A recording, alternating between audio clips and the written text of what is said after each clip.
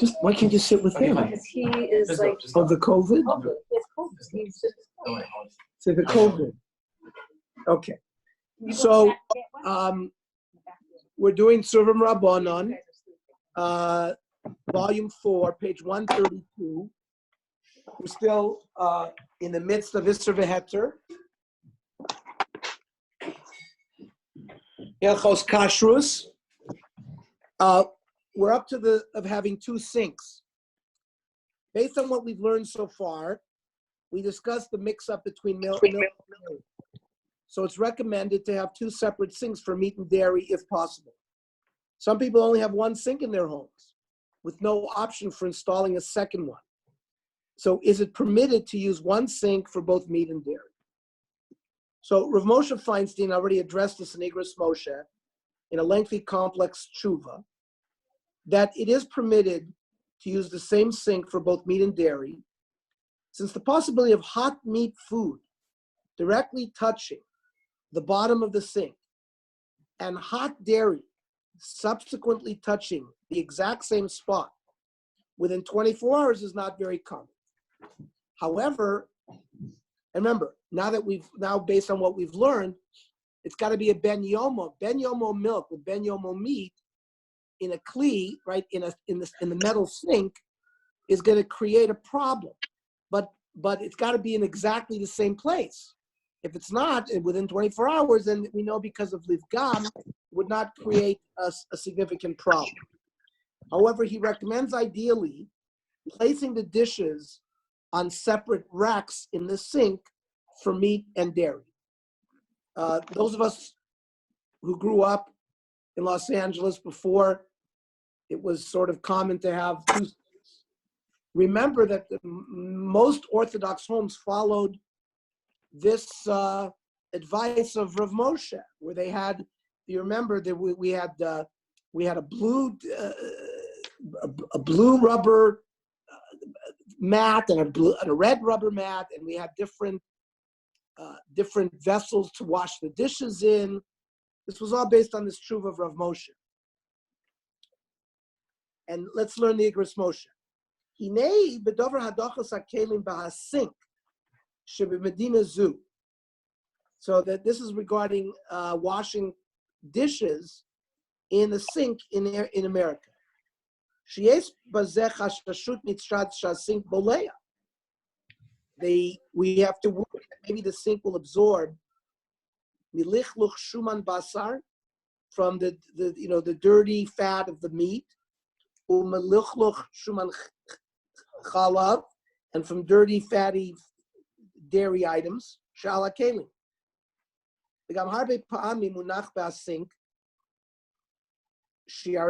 And sometimes there will be in the sink leftover food. And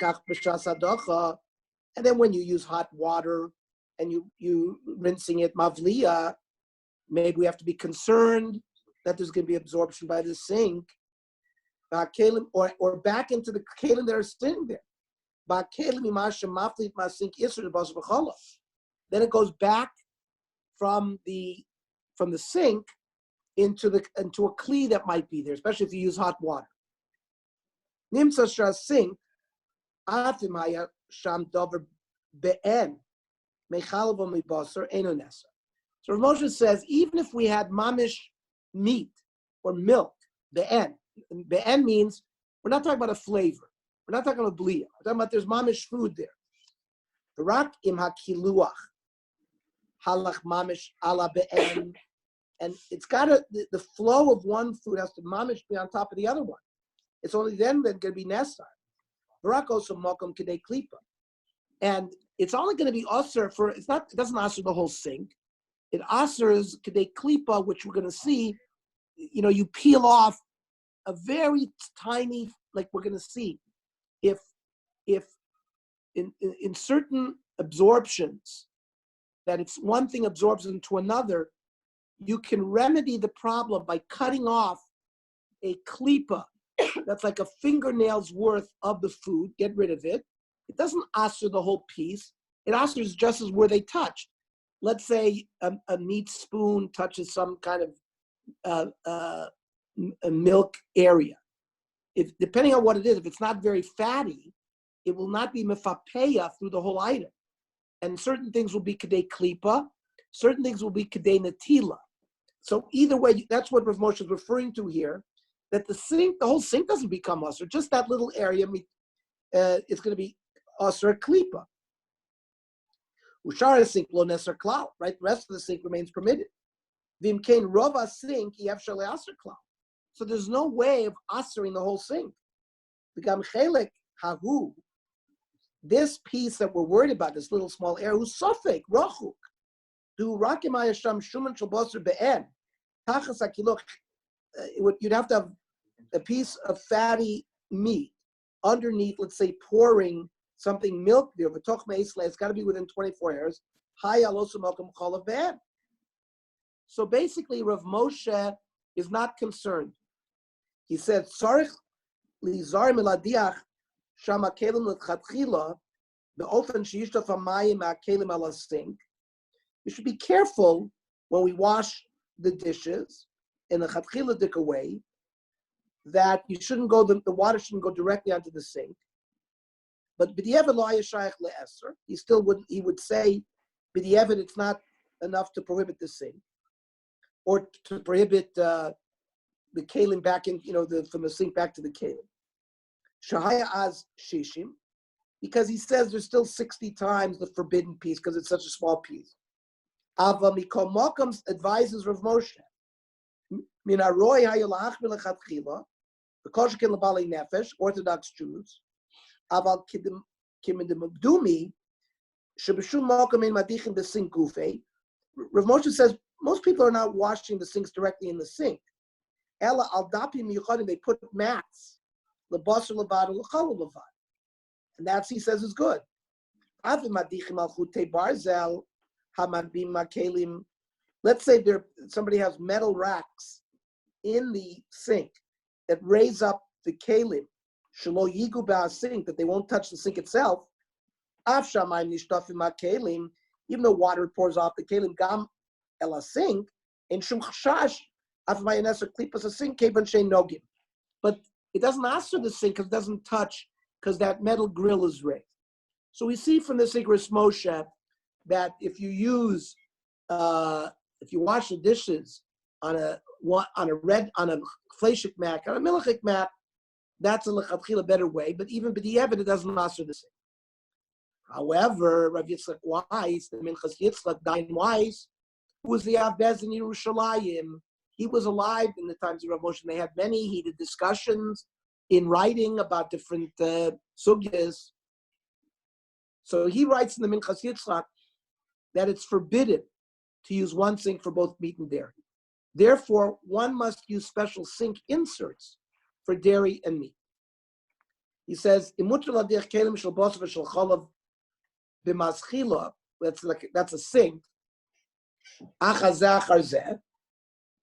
He was asked, can somebody wash dishes, first meat dishes in the same sink, followed by milk dishes in the same sink? That was the shaila posed to him.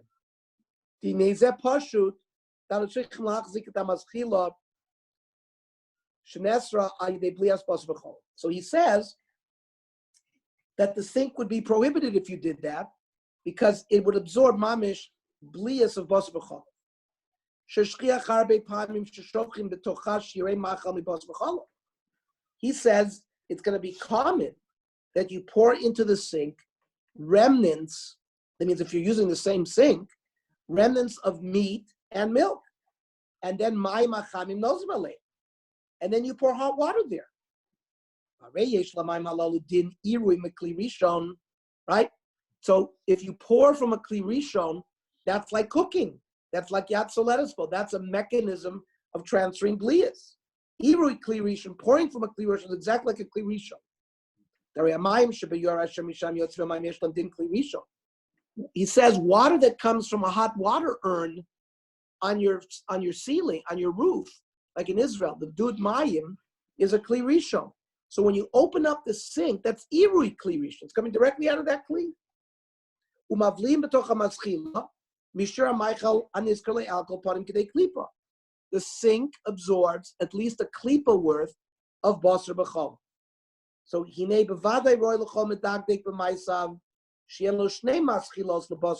says they should have two sinks, one for meat, one for milk. Ulam, he understands. So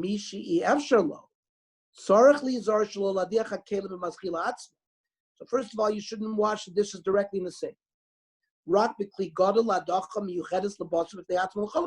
we described what we used to do when we were kids.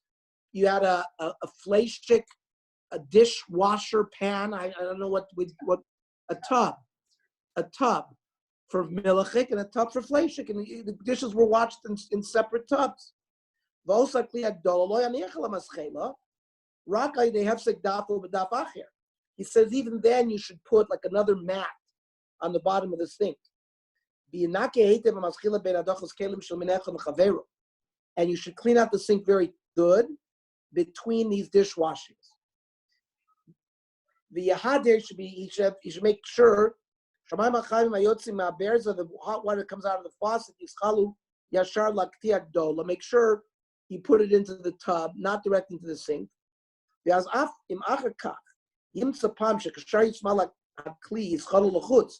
talking about overflow. For example, if the drain is plugged up, it's not really a problem, he says, if it overflows, because he says it's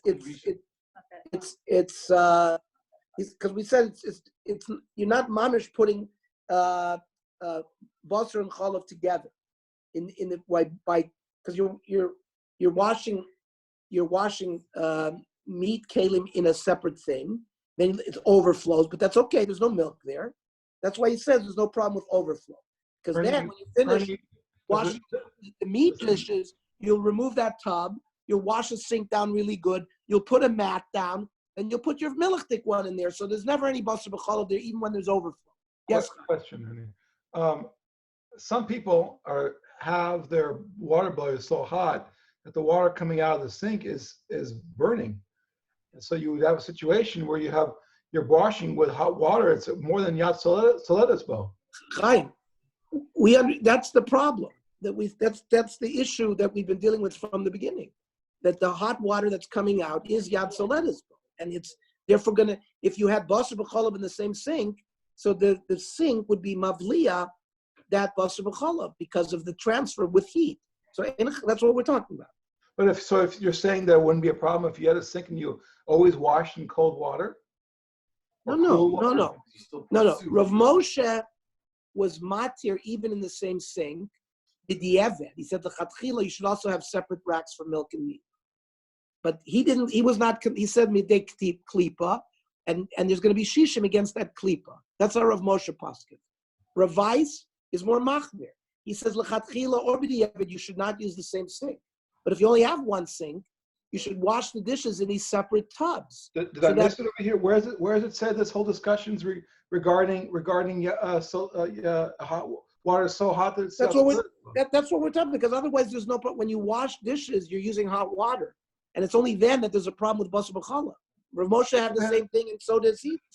That's why we're talking about irui kli rishon. You have a hot water tank that's a kli rishon, it's yad soledes bo, and then when you open up a faucet, it's irui kli rishon. So, and that's what creates the basar b'cholov. So you're saying basically that even though it doesn't say yad soledes bo in this tshuva, the assumption is that it was yes. If you're washing with cold water, it would be a non-issue. Non-issue, but nobody washes with cold water. People use hot water to wash dishes. Well, maybe they wash with warm water, not hot water. If you use cold water, it's a non-issue. Right, but if you use water that's warm, you're washing with water that's maybe 95 degrees, right? If you use water that's not hot, then there's no problem. We're talking about washing with hot water. But it has to be water that's hot enough that would be soledes bo.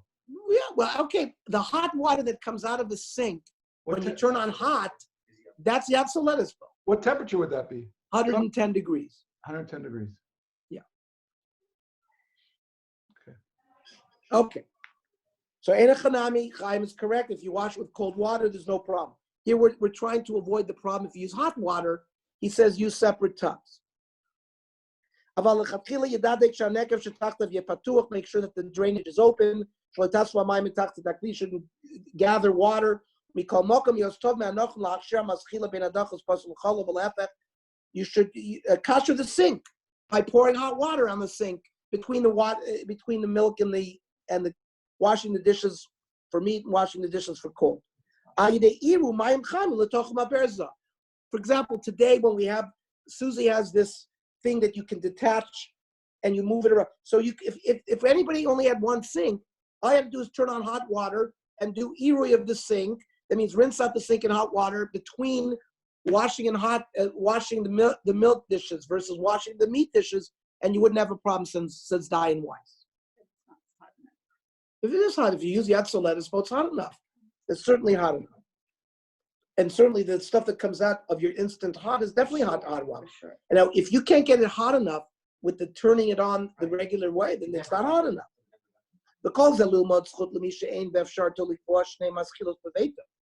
Everything Dayan White said is for somebody who can't afford two sinks.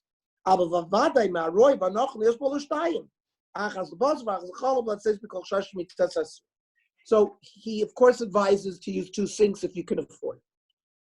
The Sefer HaKashrus also gives us practical guidelines. Madbech kasher min haroy lahatkin bo shnei kiyor nifradim. Set up two sinks. Ha'echad l'shimush psarim v'asheni l'chalavi. V'hiderhu l'kovim b'shnei tzodim shonim shel hamadbech. Put them on different sides of the kitchen. Or al kol ponim la'archik b'neihem b'midas efshar. Separate them. Kiyor masmuchim zeh lezeh. If you have sinks next to each other, nochem latziv b'neihem mechitza. Build a little wall so that it doesn't spill over from one to the other. The tovlat kin bears nifrad l'chol kiyor. Each sink should have its own faucet. And if you have a separate filtration system, if you only have one sink, it says you can't put the kelim directly in it.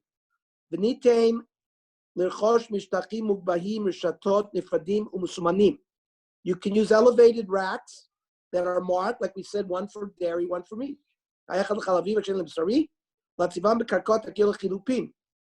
And you put them at the bottom of the sink. Okay.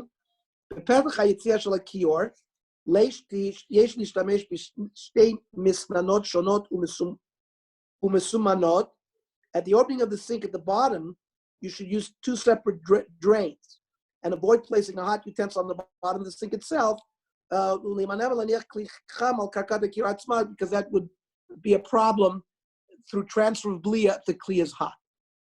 Okay, so that takes care of sinks. What about counters and surfaces for preparing food? It's recommended to have two separate counter areas for preparing dairy meat food. If one keeps part of the counter pariv, then one may cut, that means you only use it for parv, you don't use it for milk. Then you may cut vegetables for any meal, both meat, dairy, and parv on it, because it'll be parv. So the vegetables that you cut there on the parv counter can be used with dairy, can be used with milk, because you haven't transferred any milk blia or meat blia into the vegetables. Now, if one is cutting sharp fruit such as onion, garlic, radish, or lemons, you should definitely make sure to cut them with a parv knife. And Mirz Hashem, we will learn that tonight as we go into Davar Charif. The Sefer HaKashrus summarizes some of the key halachot that apply to counters.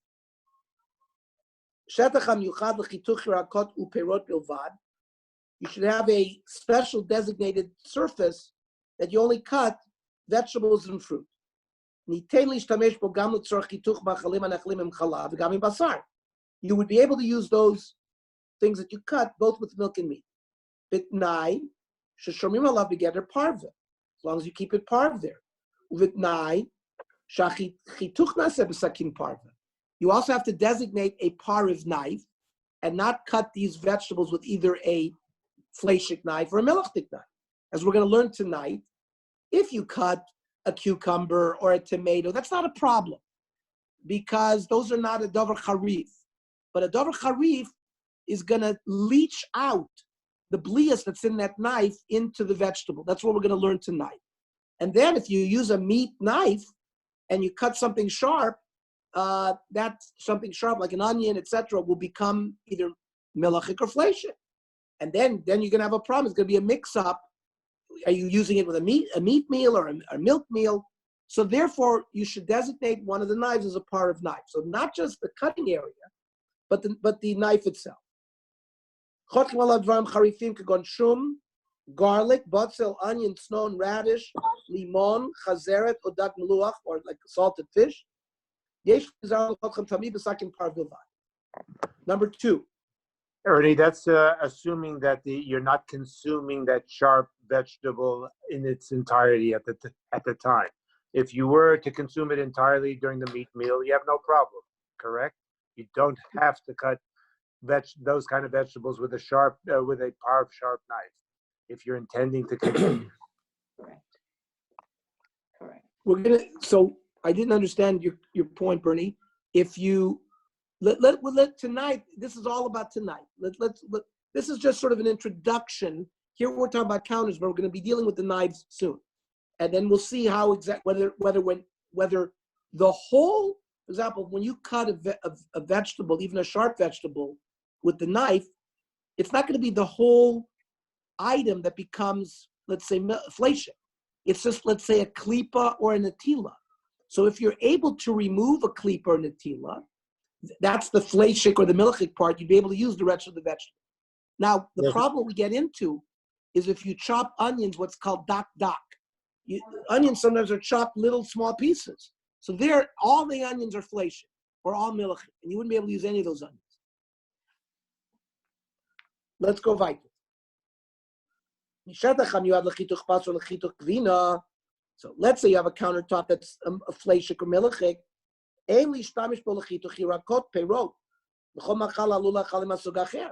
You got to make sure not to cut on a milchik counter or a fleishik counter vegetables or fruit, because you might use that with the wrong meal. But b'di'evet, if let's say you cut it already, then it's arvu b'maichal b'mida v'mishet chayanoki. As long as that area was clean of any be'en issue, and none of the things you cut was sharp, right? So l'chatchila you shouldn't do it, but if you did it, you could eat it with the other food.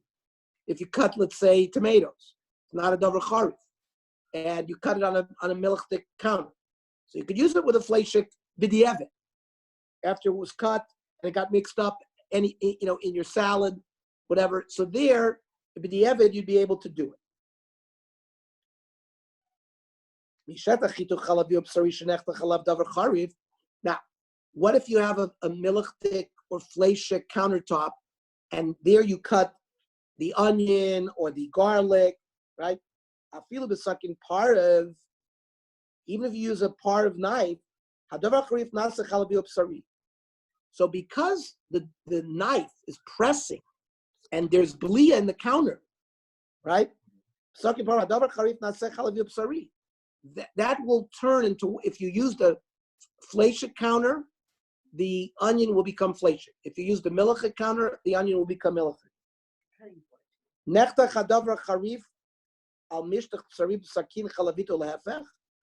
Or, for example, you cut a sharp item on a fleishik countertop with a milk knife, ha'maichel treif v'nizra.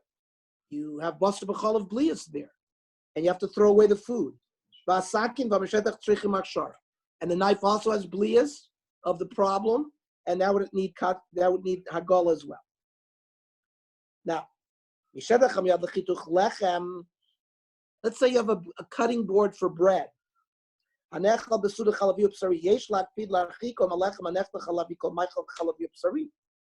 got to be careful to distance this from anything that's cut from dairy or meat foods. Don't bring milchik and fleishik stuff there.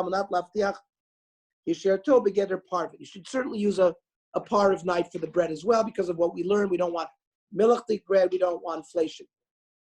Okay. Let's go, page 151, gentlemen, which begins par of foods and foods with sharp taste. Just going back on the countertops, is there a distinction between different types of countertops? Because we know we can kosher certain types for Pesach. So is there a distinction on cutting on granite or stainless steel versus cutting on something that's more porous like tile? I'm sure there is. That goes into the issue of whether you can kosher it on Pesach. But our granite they say you have to kosher it. So obviously there's some absorption there. Well, from a heat, but the question is, if you're cutting the knife, the problem, Chaim, is the knife, the pressure of the knife, we're going to learn tonight, has the same thing as heat. You don't need heat. It's the one exception, like we've been learning, that for blias to be absorbed by a kli, you need heat. The knife is the exception to that. And we're going to learn those dinim tonight. By the way, Ernie, I think the dishwasher has the same issue as like one thing or two. Well, the issue with we're gonna learn dishwasher. The problem is there's gonna be livgam because they use detergent, and therefore that throws. Remember, if it's a livgam, if it's a bad taste, so the basar b'cholav doesn't become basar b'cholav like an eino ben yomo kli. It does. There's no basar b'cholav because it's livgam. So some poskim hold that since we're using detergent and soaps in the dishwasher, it resolves the problem. Others don't. We're going to learn dishwasher. And of course it has the same issue that we brought up tonight of the hot water and the pieces of milk and the pieces of meat. You're going to create basar b'cholav, ein achanami, David. But the soap may rescue the situation, according to those that are lenient about that. But we're going to have a discussion about dishwashers at another time. We learned now we're on page 151, everybody, and this is now the sugya of not bar not, which is the famous sugya in kashrus, a second degree of noisin tam bar noisin tam. We learned in the previous. Let's go slow. We learned in the previous year about the principle of tam ki'ikr, that the flavor imparted by a forbidden food or utensil is considered to be forbidden as well as if you had the item be'ed. Therefore, if one cooked a dairy food in a ben yomo meat utensil, that means the meat kli was used within the last 24 hours. That means it's ben yomo, and you cook macaroni and cheese there. The food is treif due to the meat flavor that's embedded in the kli within the utensil. And the utensil must be kosher because the utensil becomes treif. And of course, the food is also treif.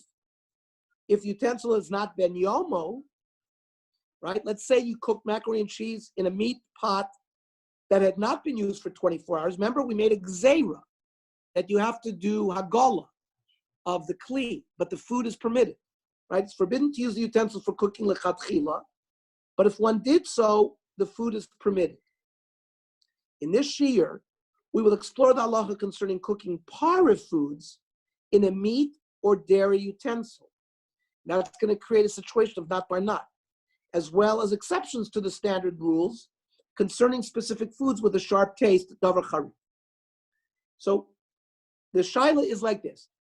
Is it permitted to cook a parve food, such as noodles or rice or potatoes, in a fleshik pot, and then eat it at a dairy meal? Right? You cooked noodles in a fleshik pot, and you want to put Parmesan cheese on it. Or vice versa. You cooked noodles in a milchtik pot, and you want to eat it with cheese. You want to eat it with meatballs. So one might think that since a meat pot is used, the meat taste from the pot is absorbed into the parve food, and the food becomes fleshik. However, as we will see, it's more complex than that. So first, we're going to build it in stages. What about placing hot parve food on a meat dish? You have a fleshik dish, and you cook your noodles in a parve pot, and all you did is and the noodles are hot. You put the hot noodles on a fleshik plate, right? And there's a gemara in Chulin The Gemara discusses a case of placing fish, which is a par of food, onto a hot meat plate, and whether one may eat the fish together with dairy. Itmar, dogim sha'alu bakara. You have fish that was hot, was just taken off the fire, and it was placed on a dish, and it's a meat dish. Rav Amar Osir la'achlan b'kutach. Kutach is like a mayonnaise that was made with milk. So Rav says, just the fact that you put it, and we're talking about that the kli is a ben yomo kli. Let's assume that it's a ben yomo kli. That the heat of the fish drew out the blia from the meat plate into the fish, and therefore you can't eat the fish with something milchik. Shmuel Omar mutter la'achlan b'kutach. Yeah, you're not cooking; you just put it on a plate. It's no fire there, so he says it's mutter. Rav Amar Asher Noisen Tamu. We treat it like a regular Noisen Tam. Means there's a tam of meat in the plate, and it goes directly into the noodles. Shmuel Amar mutter. Why? Because Noisen Tam bar Noisen Tamu. It's not directly. First you had to train when you had a plate, you once put a steak on that plate. So that's transfer Noisen Tam number one, when that plate became flation. Now there's a second stage where the blia is going into the fish. It sounds a little like cliche. Says Shmuel that this is a Noisen Tam by Noisen Tam, and it's permitted.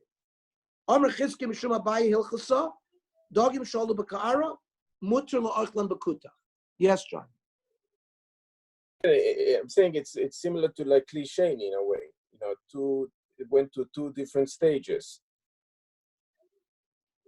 Right now we're not talking. Kli Rishon is a pot that's on the fire. A Kli Sheni is when you take something in a Kli Rishon and you pour it on another plate. That plate is now Kli Sheni. That's what Kli Rishon Kli Sheni means. We don't have to invoke that at this point. At this point, it's a secondary transfer. It's from the meat into the dish and from the dish into the fish. For Shmuel, that weakens the transfer, and therefore you can eat the fish with milk. That's basically what Shmuel's learned. According to the Gemara, it's machlokas hamoroim, whether one may eat a hot par of food together with dairy if it was merely placed on a meat plate. Rav holds it's forbidden, since the par food, right, the fish, absorbed meat flavor from the plate. He says it's a case of Noisen Tam. Shmuel though holds no. The flavor is imparted only after two stages. First, the meat had to impart its flavor into that plate. And then the bowl imparts meat flavor to the fish. Due to this two-step process known as Noisen Tam, bar Noisen Tam, or not bar not for short, Shmuel holds that the flavor, that blia of meat, is weakened and does not cause the par of food to become flation. And the Gemara concludes that the halacha is in accordance with Shmuel. So that's regarding just merely placing something parav on a plate, and it's hot. Why then can't you put milchiks on that fleshik plate from the same principle? If we say the meat doesn't come out because of nosen tam ben nosen tam, what does it matter whether it's parav or milchiks on the plate?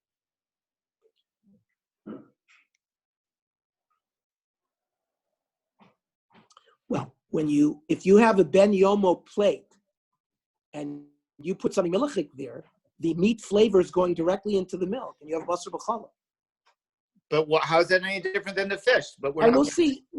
By noisen Rule tam, says that it doesn't go into the fish. Noisen tam bar noisen tam only is applicable to par of food.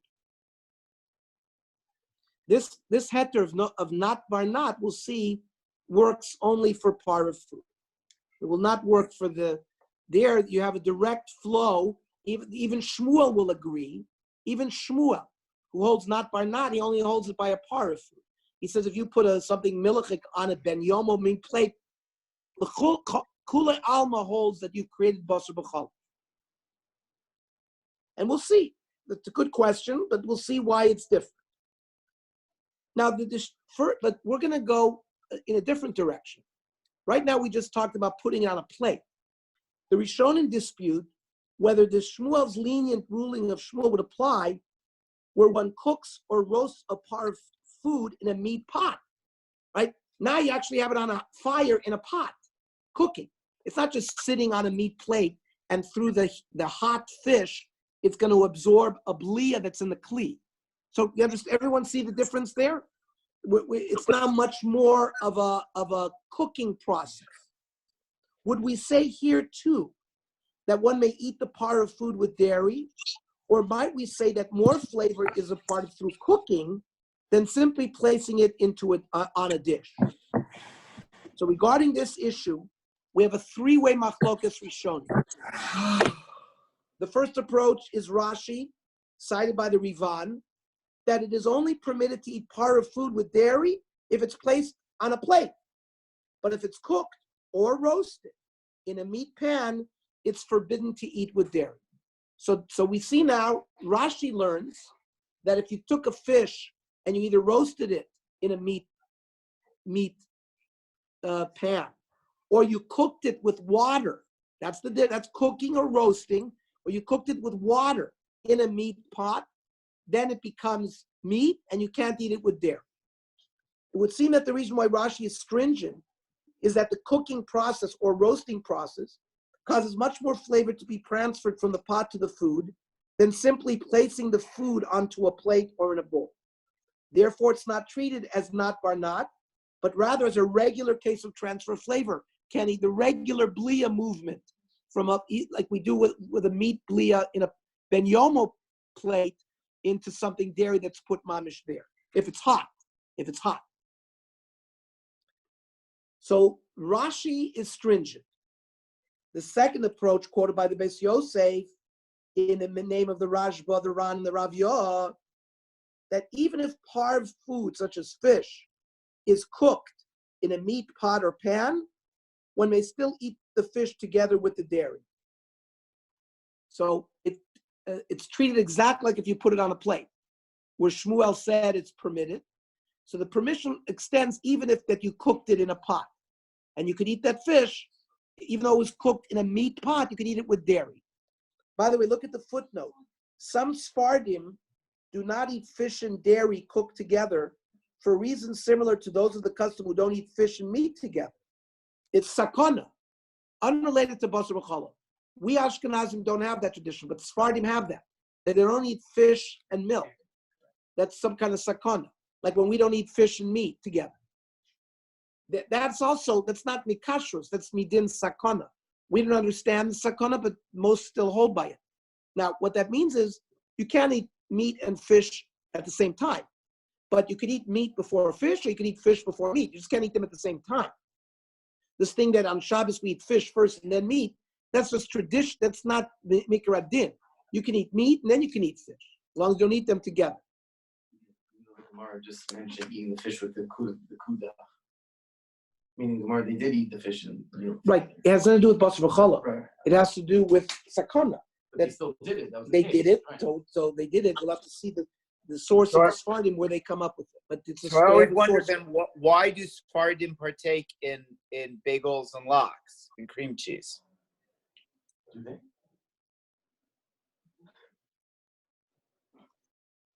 Perhaps Sfardim don't. I don't. It says some Sfardim don't eat fish and dairy. Well, when you say fish, the term means fish that have bones. Not No. This issue of eating fish and dairy is not as kashrus. It's a sakana. It has nothing to do with bones. It has nothing to do with bones. Johnny, why don't we eat meat and fish? Ashkenazim, we don't eat meat and fish on the same plate, correct? I thought it started before because of the sakona of eating it, ingesting one of those fish bones. That's what I thought it was. No, there's some kind of I remember learning in the Oradea, even for Ashkenazim, we don't understand that it's a sakana. It's like other things that they say is a sakana, like don't have uncovered water. Right. Shade. Okay, Shade. so that it falls under that category. Let's go back. So Rashi says that the leniency of Shmuel does not extend to cooking the fish in a pot. And according to the Rajba and the Ran and the Ravya, you have a heter. Even if you cook fish in a meat pot, you can eat it with dairy. Where do we see that? Well, we didn't say Toysfus above. B'shem Rashi Pirush Rivon Chasno Dafka Alu Shoru. It's only when you put the fish on a plate that is permitted. Aval Nizbashlu, right? That means with water. That's considered like one flavor, not noisin tam bar noisin tam. When you cook it, you cannot break it up into this, like Kenny was bothered by it. Why? No, you cannot break it up in this. And the same thing by Bas B'cholah, we don't break it up in this two-step process. The two-step heter is only by parafin. Now, where is this heter of cooking? It's found in the Beis Yosef. Dogim roschim miyad. He's talking about fish that that were hot, that you put them on a plate. So Harashba Arani Skimush also short. That it's not just a case of putting the fish on a plate, no fire, just a hot fish, and the hot fish sort of pulls there. Shmuel said it's a double whammy, noisin tam by noisin tam, and it's permitted. And the Rajba and the Ran are saying that even when you cook the fish in a pot over fire, it doesn't get the absorption. It's still, you can use the noisin tam bar noisin tam. Ela shenir midivreya she'ena mechalkin beinitzlu linizbashlu. Now this is an important point here. The Ran and the Rajba are not making a difference whether you roast it or whether you cook it with water. Roasting would be if you had it in a pan, let's say with oil. Unless you are deep frying, we're going to see, if you deep fry something, that's considered bishul. But if you just put a little Pam or a little oil and that's considered roasting. That's tzli. Or if you didn't have it, you just roasted it in the pan without anything, that's certainly tzli. So they don't make a chiluk between bishul and tzli. Even if you roasted the fish would not be fleshik, you could eat it with dairy. Uzekeno shekotzav Mordechai and his grandfather. V'chein niri ma shekotzav agos Ashu l'ri. Nir aloch l'maisa dein chiluk bin olul l'nizbashlu b'kol shari. There's no difference between putting the fish on a plate or actually cooking it. It's all permitted. V'chein kibul M'Rabanan tam shahora ken aloch l'maisa ad kan l'shono. So we all the heavy hitters here seem to be matir. And if there would be a difference between cooking with water and roasting, like we said, frying with a little bit of oil, they would have said something. The fact that they were silent makes no difference between roasting and cooking. Okay, so according to this approach, in all cases where the food is prepared in a meat pot, including where it's cooked, roasted, or baked, when they eat the par food with dairy, just like in the case of the Gemara, when it was merely placed on the fleshik plate. Now, there's a third rishon, so it's a three-way machlokas rishonim here. The third and middle approach is the Rosh. The Rosh holds that if the fish was cooked with water, I added those words, with water, in a meat pot, when they eat the fish with dairy. But if it was roasted in a meat utensil, it's forbidden to eat it with dairy. So he's sort of a compromise. He permits cooking, i.e. that you would be able to eat it with dairy, but not if you roasted it. The reason for this distinction is that in the case where it is cooked, there are three stages of noisin tam. First, that when the meat pot first became a meat pot, when you cooked it, let's say 10 hours ago with some ground beef, that's the first noisin tam. The meat flavor going into the walls of the kli. Then the second is from the utensil to the water, right? There's an intermediary of water. And from the water into the fish. So this isn't just two-way, this is three-way noisin tam. It's not by not by not, it's not by not by not. It's a three-way not by not. By the contrast, in the case of roasting, there are only two stages of nois and tam, right? The initial, when you cook the original ground beef in the meat pot that made it a meat pot, and now when you roast it, it goes out of that directly into the food. Since the flavors absorb directly into the food without the intermediate water, so the Rosh wants 3 nois and tams to permit, as opposed to 2 nois and tams. Let's see the Rosh inside. Uvesefer hatruma hitter yerokos v'kitnios nizbashlu b'kedera basyoma.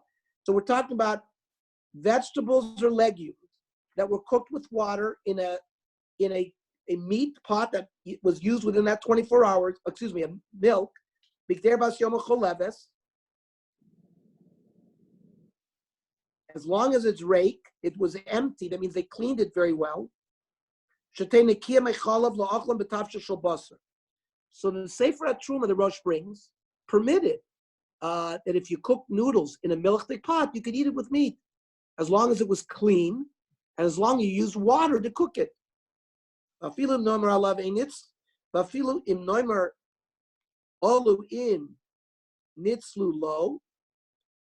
and even if we're going to say, to put it on the plate, we're going to permit. To do roasting, we're not going to, but with cooking with water, the medium of water, it'll be permitted. Mishum de'ika gimel nois ne'tam. Hacholov b'kedera, right? That pot became an milchtik pot at one point because you cooked milk in it. Then, hakedera b'mayim. Now when you're cooking these noodles, the milk flavor goes into the water. So that's the second nois and tam. The amayim b'yerek. And by this time, it's completely permitted. It's a permitted flavor. It's like it's not even there anymore. So that's why you can eat it with meat.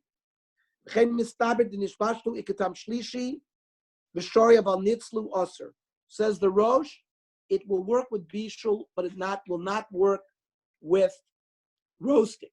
So look at page 154. We have the opinions. According to the Rivan by Rashi, roasting and cooking was forbidden, but everyone held you could place it on a plate, right? The Rosh made a distinction between roasting and cooking, right? Cooking he permitted, and roasting he forbade. And the Rambam and the other Rishonim, and we'll see the Shulchan Aruch below, will permit either roasting or cooking. It should be noted that the entire basis for being more lenient, due to the consideration of not bar not, and the two-step process applies only to para foods. Where's Kenny? Where's Kenny? At the beach. Okay. I'm here. Kenny was right on. Kenny was anticipating this paragraph.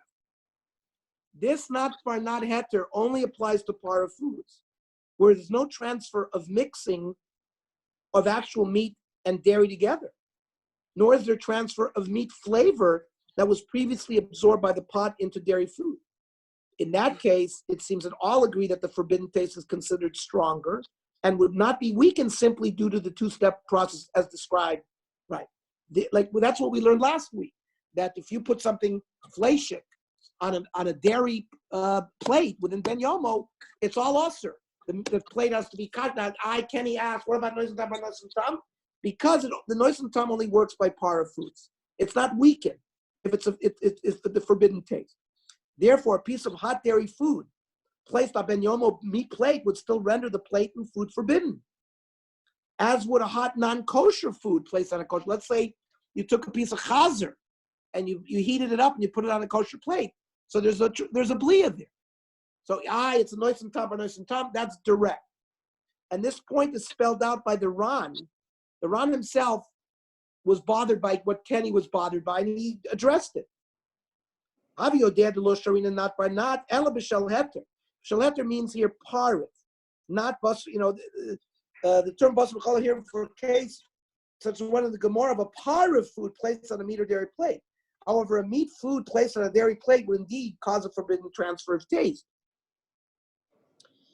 El b'shel heter, the kiva the tam sheni akati atera who kaven the iklish kulai l'chashav l'meser. It becomes weakened. Ava b'midi di surah. Basar v'chala, which is an isser, or let's say something treif. Any blia flavor will aser forever. There's no nois and tam by nois and tam. How does the Shulchan Aruch, now we had three opinions. So how does the Shulchan Aruch paskin and how does the Ramah paskin? So, so this is Yoredeya, Tzadik Hey. Boy, do I remember. This is the first, so Tzadik Hey, this is a doozy of a simon in Yoredeya. Dogim shnis vashlu o shenitzlu, fish that were cooked or roasted, b'keder shel basar, rechutza yaf, as long as it was cleaned well. She'ein sham shuman dvuka, there's no fat that's sticking. Mutter la'achlam, because you can eat it with the cheese. Bishum dahavi noisin tam bar noisin tam dehateva. So the Shulchan Aruch is going like who, gentlemen? He's going like the second opinion. Like the Rashba, the Ran, the Ravya, the Rambam, that said there was no difference between cooking and roasting, that they permitted it all. And the Shulchan Aruch is following in that line. The lo haisa rechutza yafeh. But if there's more, let's say you have a piece of meat in there, and it's more than the dogim, the fish are not shishim against it, then ashalach lamakutach. And of course, you'd not be allowed to eat that fish with dairy, because it will absorb. It means if you had a huge piece of fish, greater than shishim, then a small little piece of shuman that's in the pot, that would also be permitted, would not make it fleshim. So that's for Sfardim. The Ramah, though, is more stringent than the Shulchan Aruch concerning cooking and roasting, and seems to hold like Rashi, not like the Rosh, who asers both cooking and roasting. Yesh machmirin b'tzliya ubishul lesser noisin tam bar noisin tam. They still prohibit this double whammy of noisin tam bar noisin tam. Now, they agree that if you put it on a plate, it's going to be permitted. But once you start cooking it, that's Rashi's approach. The aminig lesser lechatchila. Ashkenazi minig is lechatchila. We don't go ahead and cook something like that if we have in mind to eat it. Uv'di'eved muter b'cholin. Now we're going to have to understand what does that mean, b'di'eved, according to the Ramah. It seems like from the Ramah, if you did it without planning for it, you could end up eating it together. However, dafka lecholim cholav.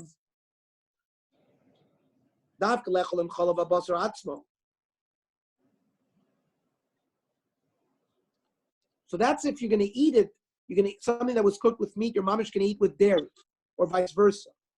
But just to place it in a milachtik or flesha kli, mutter lechatchila.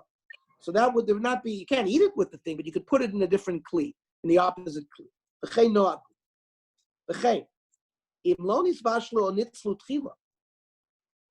If it was not roasted or cooked, rak alu beklishal basar, you placed a hot piece of fish on a ben yomo meat plate, mutter la'achlanam chalavatzmo, you can eat that with milk. That's like the din of Shmuel and the Gemara. So everybody agrees to that, and so does the Ramah. So according to the Ramah, lechatchila we are stringent concerning cooking para food in a meat dish, like Rashi, that it should not be eaten with dairy.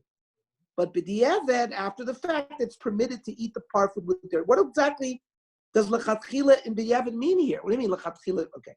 Which case is the Ramah referring to? The Shach explains that the case of lechatchila is where one can avoid eating it together with dairy, which one should do. So let's say you cook the fish in a meat pot. Lechatchila, don't eat it with dairy. Even in this case, one would not be required to wait 6 hours after eating the par of food. So let's get in our minds, gentlemen. You cook the fish in a meat pot, you're not fleshing, and you don't have to wait 6 hours. You can eat cheese right away. Can't eat it together, but you can eat it right away. And one would be able to eat dairy food after finishing the fish. So that's an important distinction. So that's lechatchila. Lechatchila, don't eat it with dairy. B'di'eved is where it was already mixed with dairy. In which case you can eat the food. Let's say your wife prepared it already and brought it to the table. So you can eat it. It's not treif. That's the difference between lechatchila and b'di'eved. Lechatchila, don't do it. If it was done, b'di'eved, you're allowed to eat it. Says the Shach, v'aminig leser lechatchila le'echlo bekutach. You should not eat it lechatchila with dairy. B'di'eved mutar im natan, but if you put it in the kutach, it will be permitted. Okay. So gentlemen, we're going to stop here. We're not done with Not Bar Not. We still have to deal with Eino Ben Yomo. Right now we've been dealing with Ben Yomo. What about Eino Ben Yomo? And we're going to see it's not so pashut that the Sfardim follow the Shulchan Aruch and they eat it, willy-nilly. We're going to see that they're machmirim. And then we're going to next week deal with a dairy spoon in a parv food cooking in a meat pot. And then we're going to go with using a knife, cutting with a davar charif. I think we are going slower here, but I think if we went any faster, we wouldn't really grasp these concepts properly. So that's why I'm trying to spend the time so we become a little bit the balabatim of these sugyas. Any comments? Anybody? Any questions? Any? Yeah, or any? the wife should be listening to all this. Well, Susie's sitting right opposite me. Okay, that's one. Maybe she can give a lesson to the wives here. Listen, the wives can listen if they want to listen. Oh, and also, it's recorded, so they can go to rza.org and see the Tzurba M'Rabanan shir. Okay. By the way, this all what we learn does not apply to pots that we cook something treif there. It's only for basar and cholov. You follow me? Yeah, but tell us exactly what you're talking about, David. Let's say I had a pot that I cooked before chazer. Okay. Not fleishik, chazer. So then that's the Ran. So David, that's the Ran. The Ran said clearly that if it's Ben Yomo, it immediately transfers the treifus into whatever you cook there. There's no noisem tam bar noisem tam heter there. Absolutely correct. Right. This is what David, look at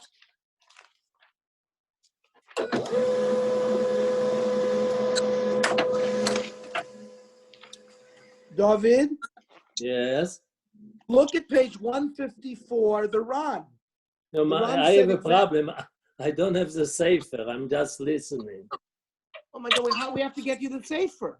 It's okay. I'm listening. It's fine. Okay. No, we'll get you the sefer, David. Don't worry. Okay.